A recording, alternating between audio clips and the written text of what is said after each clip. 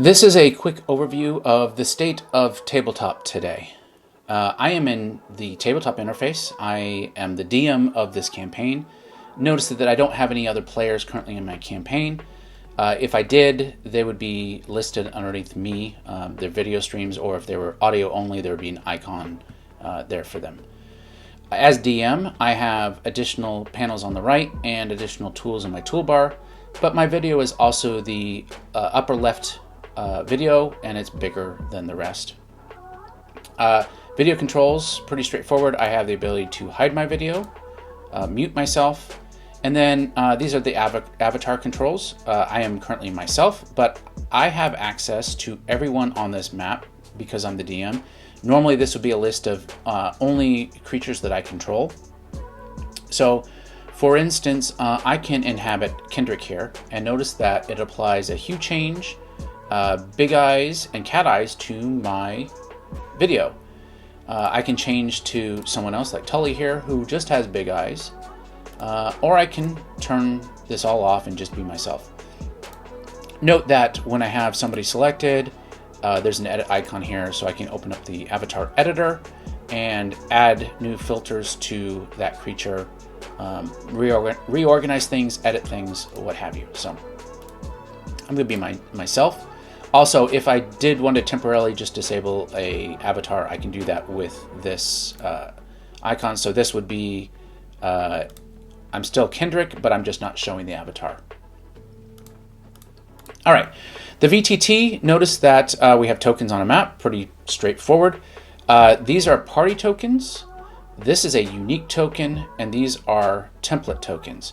And they're all slightly different. Party probably doesn't need to be explained too much. These are player controlled creatures.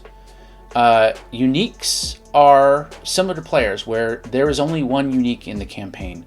So this is Kendrick. Kendrick can only exist once because he's an individual.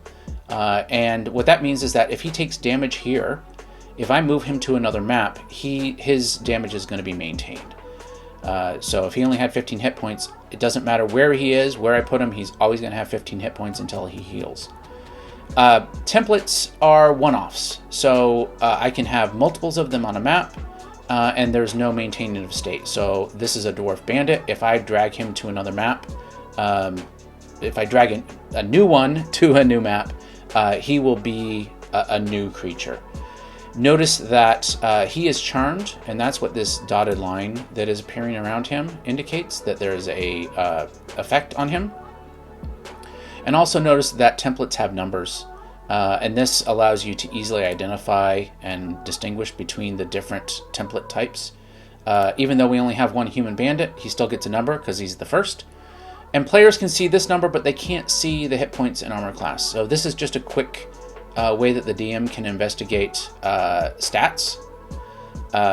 So a player could say, I want to attack Bandit 3, and we all know who Bandit 3 is here. Notice that this is the currently selected creature, and everything that I do will be on behalf of this creature. This is different than whoever I have inhabited here. Inhabiting is just for the avatar purposes.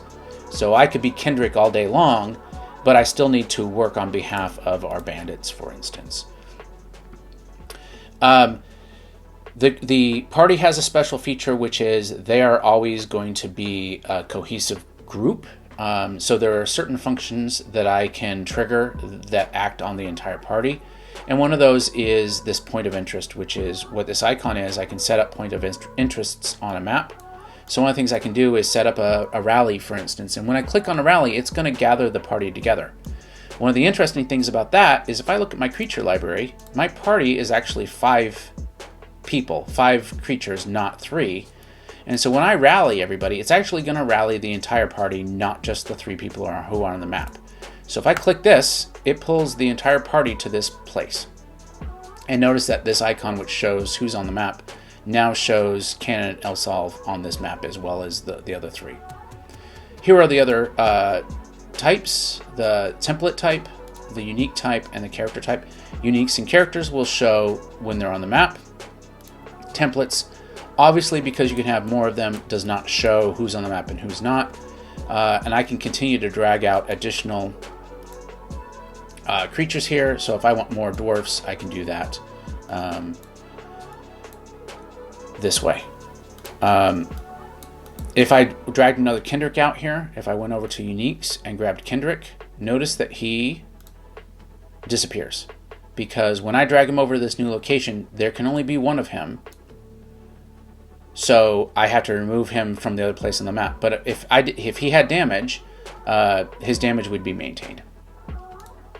Creatures on map is basically a directory of everybody who's on this map currently. So here's Kendrick, and if I click on him, I'll select him. Quinn, who you can't see selected because he's all the way over here, but I have selected him. And that allows you easy access to everybody who's on the map. I can filter this map, so if I just want to see my dwarfs, I can do that. So I can click through here and find all my dwarfs. If I wanted to sort by color, I have that option too. I use red for enemies, and I use gold for players. No, I don't. I use orange. I use orange for players. Those are obviously only DM features, but I want to go up to the top here and talk about mode and turn order. Right now we have 3 game modes. We have play, combat, and break. Play is basically free move. There's no turn order. We don't have to worry about rolling initiative, things like that. When we're in combat, the screen will change slightly. This left-hand bar will show the initiative order. So as we roll initiative for creatures and as players roll the initiative of their characters, they will appear in order on this left-hand side. And the DM will be able to step through everybody's turn, and there's a highlight that shows you whose turn it is. Dice is our dice tray. From here, I can roll dice. So I can roll a 1d20, for instance, and I'm rolling on behalf of this dwarf bandit. There are other ways to access this dice tray. For instance, I can just click on this die up here and it will open up a pop-up version. So I can roll 2d6. Or I can always roll through Merlin, which is a slash on the keyboard, and then type in your standard dice nomenclature there. And notice that all this stuff appears in this all history. So there's my my 1d20 and my 2d6 and my 1d10. And I can re-roll these by clicking on a re-roll here. We just reviewed creatures on map and we reviewed the creature library. Additionally, I have a map library available to me, which has any maps I've loaded up. I can add a map here. Reference is a reference material area. Currently, I don't have any reference in here, but I can add additional reference. So this would be internal notes if I wanted to. I can attach reference material to the map, or I can, through a point of interest rather, or I can just create reference material that I can call up later. Character sheet will show for any creature or character that has an external character sheet URL. So some of these creatures, for instance, Cannon here does not have a character sheet attached. So that doesn't show here, but Quinn here does. If I click on this link, it should open, I believe this is a D&D Beyond link. But you can use any external reference, so you can refer to any third-party site, or if you have your own stuff, you can do that here. Really quickly, these tools. Measure is a fairly standard tool. You should be used to it. You can measure distances. These are area of effect painting, so I can paint a circle. Oops. Which will fill this area with a color, so I can see that area. I can do cone. And I can do square. And players have access to this as well, so they can do these things. Additionally, I have a laser pointer, which will broadcast this to everybody that's playing the game. I have sonar, which will show this location. And players have access to this, to all these things. So if a player wanted to indicate something on sonar, they could do that. And then I have pins that I can place on screen so we can see, if you wanted to highlight something. And those will stick around for a while. And you can always hit this delete, which will delete all those things off the screen that you've created.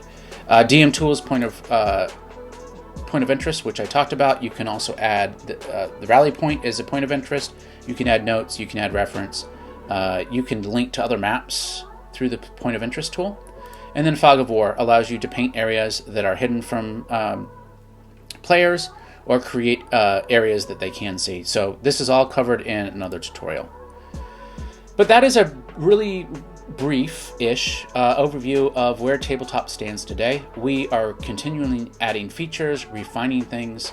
Our alpha testing is now open, so reach out to us. We want to start showing this to people. We want to get feedback. We want to continually improve this. So you can join our Twitter, or X. You can join our Discord channel, have conversations with us. There's an email sign up. I highly encourage you to sign up for the Kickstarter, which we will be launching later this year. Thank you.